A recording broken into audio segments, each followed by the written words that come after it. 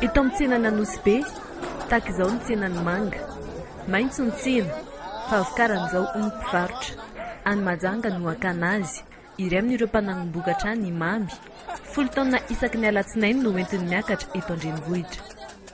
Mpanagom-bokatra tsy ampy fa le vola indray izany izao ny tsisy. Manga bobaka be agny izao tena fotoanany izao zany.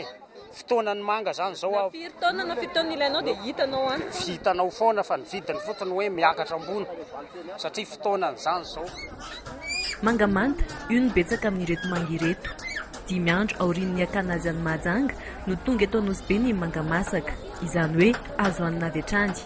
Paikady ny nento izay, fanangona manga masaka ny Mahajanga.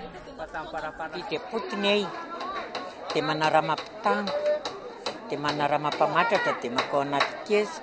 Manga aloha tsy masaka aty amintsika raha tsy any ihany na otrika. Dia mihotrika 2 andro any izy na 3 andro dia entina miakatra makaty. Ohatry ny ahoana ny tsirony manga rehefa ilay mbola otrika ohatr'izany? Mamy be, tena mamy. Tsy maharitra ny mijery ireto fitobaky ny manga tahaka izao ny mpiantsena. Mividy ary dia mihinana avy hatrany na efa re matetika azy, fa tsy mbola tsara ny manga raha tsy latsakorana. Fa masaka hoala izy efa tsara.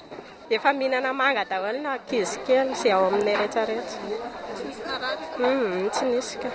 Ny manga izao efa vokatra dia izay mahatonga hoe hihinana an'ilay manga izany satria arakarak'ilay saison zao. Misy sasany mamy dia misy sasany mbola tsy masaka tsara.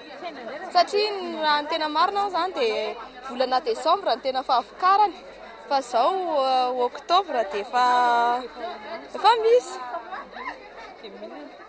Dia mina. Zakany fa efa mividin'ny rehetra ny manga ety an-tsena. Ity voankazo ity izay ambaran'ny mpitsabo sakafo be vitamina A ary mety ho an'olon-drehetra.